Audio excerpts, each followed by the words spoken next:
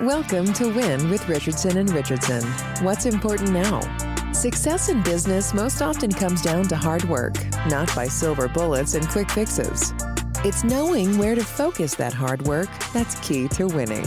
Join sales prospecting expert and 3-time seven-figure business founder Carrie Richardson and managing partner of R&R Consulting and former owner of Doberman Technologies, Ian Richardson, for radical honesty regarding strategic planning, accountability, and execution that will get you the systematic results you're working toward. Let's get into today's episode. Thought leader and your host, Carrie Richardson.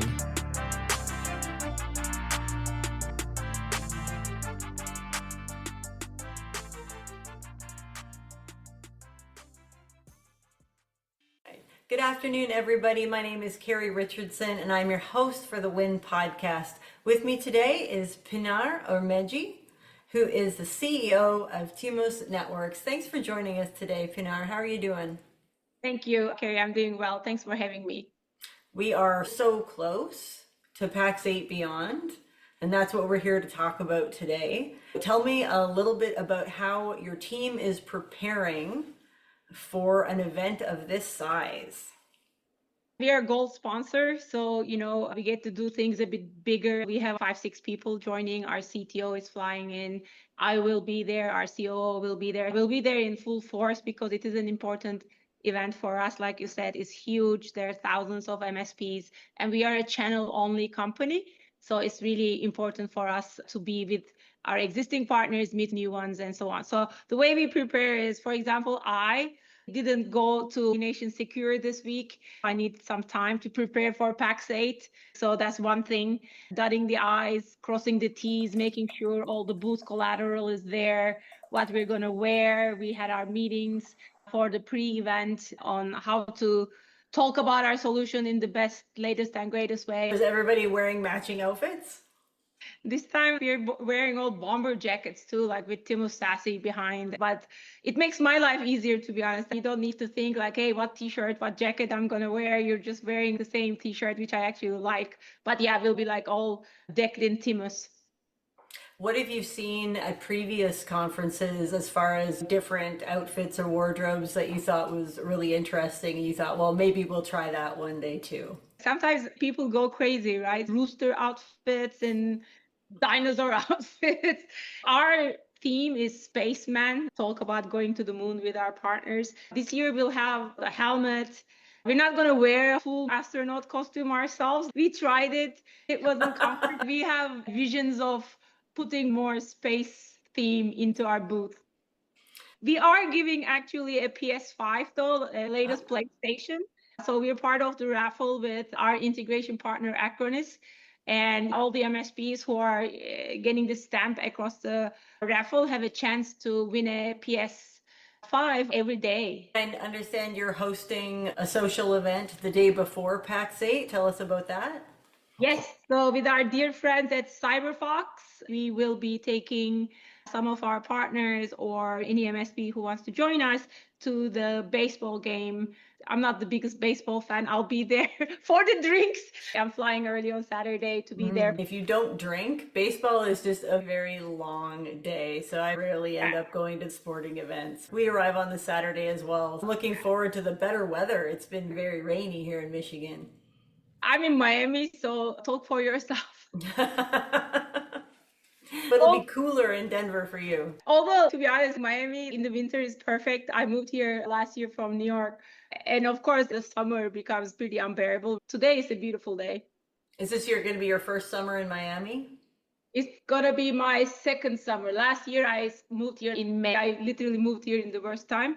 But I don't mind it, to be honest. I'm always at home working. When we moved our office to Las Vegas, somebody went to look at it, but I wasn't there. And they were quite like, oh, do you want covered parking? And I'm like, I'm not paying extra for that. Then when I showed up, the windows were all covered with film. And I was like, take this off the windows. It looks terrible. It's so dark in there. And they're like, no, you can't do that. And then I realized during the summer in Las Vegas, they have to put the pool noodles on the doors so you don't burn your hand. I wished that I'd bought the covered parking at that point. I learned that lesson the hard way. I think Vegas is worse because, at least like I'm right on the water. There's always this breeze. In Vegas, you're just like cooking. I guess we could give the weather forecast all day, but we're really here to talk about SASE. So tell us about that. I will explain what that means. We are the only dedicated SASE vendor completely built for the channel. We are a vendor that does not sell direct. We only win when our MSP partners sell us. So we sell through MSP partners. What SASE is a modern way of doing security. The old ways of doing security, if I draw a picture of it, you have like firewalls in the office. People go to the office, they put their devices, the firewall check there, like, hey, is this device okay to be in the network? Everything is device centric. If the people get out of the office, meaning take their laptops, take their mobile devices, they have to remember to connect to the VPN if they even have VPN. And VPNs are notoriously easy to steal the credentials off. If their credentials are stolen, basically the hacker can just use the credentials, get into the network. They can do all kinds of lateral movement, access the financial data, sensitive customer data, credit cards, all of that. So that's the old way of doing things. So the new way of doing things is SASE. There are 3 pillars to what we do. One is giving seamless security to the end users wherever they are with fish-free browsing. So not only you can be wherever you are, you can be in the office, at home, in a coffee shop, airport lounge, by the pool, drinking pina coladas. If you're going to your business email compromise is very dangerous. 54% of data breaches start with business email compromise. You really want to make sure that traffic is encrypted because it's so easy for hackers to steal your credentials with man-in-the-middle attacks. The first pillar is protect everything a user does wherever they are. The second thing that we do is rich, insightful, actionable reporting to the MSPs so they have a lot of real-time visibility and data into the network. They can send automated hero reports and have a great view of what's going on. We use AI to the extent possible. And then the third pillar is giving back control of the modern network to the MSP. Nowadays, data is everywhere, right? Data is in on-prem, but data is also in the cloud. Data is behind the SaaS apps. Data is on your laptops. Data is everywhere. Users are everywhere. Laptops are everywhere. If I'm playing golf and I'm checking my business emails and somebody sends me a file, I open it in my Gmail workspace, I'm screwed, like if I don't have a VPN. So we give back the control of this type of a network to the MSP. They have deep visibility into everything that's going on and securing anything, anywhere. So that's really what SASE is. And we are one of the vendors in this space. So with over 145 sponsors for Pax8 this year, and I would say looking at the list, a full 60% or more are cybersecurity focused. How can Timus Networks stand out? I'll be there. So there are a couple of things that we are doing. I have a 30-second pitch in front of the whole audience. So I get to tell our story, where our booth is. A good friend of mine, Lisa Shore, she's one of the keynote speakers. She's giving an excerpt from her book. And at the end of her talk, she's going to say, hey, if you want a copy of my book, go to the Timus booth. And then you'll be able to get a free copy of her book in the Timus booth. And as I mentioned before, we're giving a PlayStation 5 every day together with some of our partners like Acronis. But beyond that, Carrie, let me tell you one thing. I've been to a lot of conferences even this year, and it's so different than last year when it comes to the awareness for the need for SASE. So SASE is not a nice to have anymore. It's a must have. It's part of the modern security stack for the security first MSP. My hope is that MSPs actually come to our booth to learn about why we exist, why this is needed, what the use cases are, and how to make money with this. This is one of the low-hanging fruits right now to drive their revenue. We have MSP partners that are making a lot of money selling SASE because it's a real need, especially in sectors that are compliance heavy, like finance, healthcare, manufacturing, construction, legal, education, MSPs. You really want to hear about us, how we differentiate ourselves. And if you're using SSL VPNs, all of them needs to change. In 2 years, everything will move to SASE. Like it says, ditch VPNs with Timus SASE. I love the idea of the cross-pollinating between a company that focuses on sales and marketing and then a company that's focused on cybersecurity. As a sales-focused organization, one thing that we know is that MSPs do struggle to talk about cybersecurity, and they do struggle to explain the value of cybersecurity to their current partners. They struggle to explain it to prospects. So having somebody talk about marketing, sales, and branding, and then tying it all in with the go visit the booth thing. I love that idea. That's probably the best idea I've heard of all the podcasts that I've done before Pax8. You need to find this fine balance between being annoying and assertively nice. So I'm an electrical engineer as a background, but I've been in sales for a very long time. So you need to be able to walk that line very well. Yeah. What you said about MSPs needing help from their vendors on how to talk about cybersecurity is 100% valid, because there's this shift that really needs to happen in how MSPs see themselves. Change the context, change the world.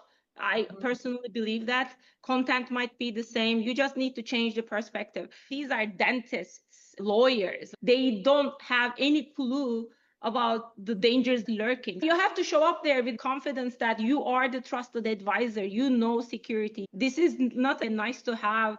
And security in this digital age is not a cost center for SMBs. It is a business enabler. Hundreds of SMBs go bankrupt literally every day because their business emails are compromised. So I'm not saying go and scare people, but at the same time, your SMBs rely on you to stand up for them. Otherwise, the hackers will win. So are you a fan of using cybersecurity as an upsell, or do you believe that managed service providers should be making it mandatory and bundling it into their offering without a choice for the prospect or client? The second, it should not be up to the end users to secure their companies, because they will fail, right? Like even I will fail. We have day jobs, we have lives. So I cannot remember to do the right thing at all times. We know that small, medium businesses have much less budget. They don't have the awareness, they don't have the training. So in a scenario like this, where they have enough money and data, hackers love SMBs. They're easy targets. It's easy pickings because they don't have the same defenses. I really think every MSP today should be security first. So with multiple pillars to explain to a prospective MSP partner, how do you train your team to disseminate that message quickly to somebody whose attention you might have for 1 second walking past your booth? Yeah, that's an interesting question. It's always a process, right? Because you have new BDRs, new AEs, and the buyer's journey or the MSP journey, when they come to Timus, is usually they do a demo, then they go into this 30-day free satisfaction guarantee period where they can really use the full powers of Timus. But before we get them to a demo, how do you really catch their eyes? And it starts with, what do you do for network security today? They're like, of course, we have firewalls. What do you do when users take their laptops? Oh, we have firewall VPNs, SSL VPNs. Then ask, are you happy with it? And I can guarantee you 99% will say no, because VPNs cause so many issues, so many tickets.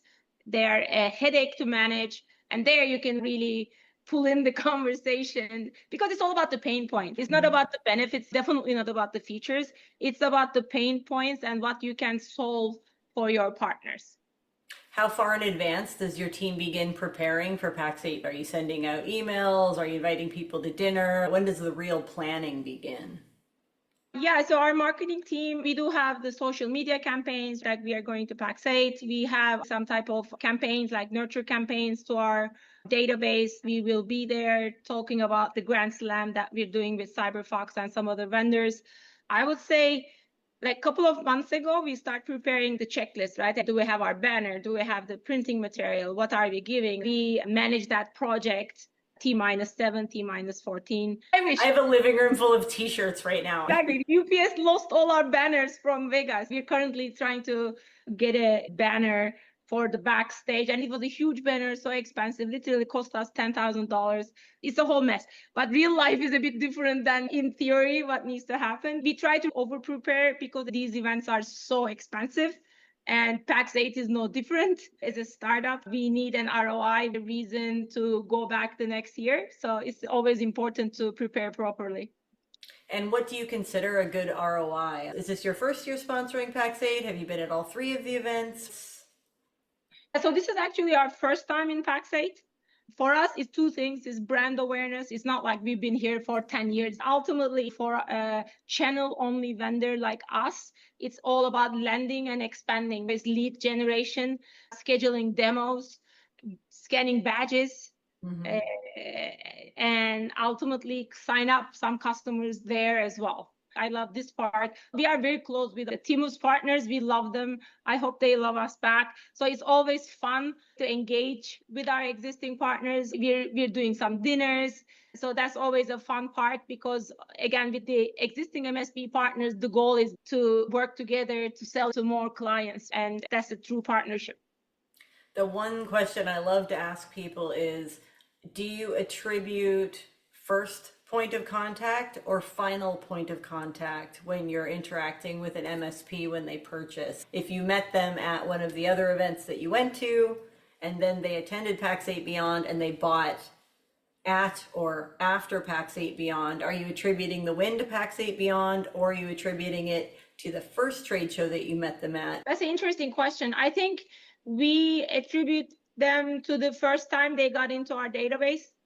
All right, and what is your booth number for Pax8 Beyond? Where can people find you? Our banner is lighted, so the back banner is lighted. It's actually another thing that we do. It really comes and draws people to our booth. I'm a big fan of just like bring a pull-up banner and throw it in the garbage before you go home.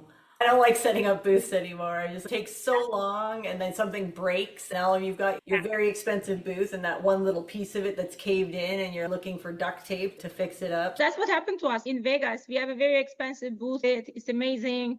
We had a couple of vendors that came and said, "How did you guys do this? Can we check it? This is amazing."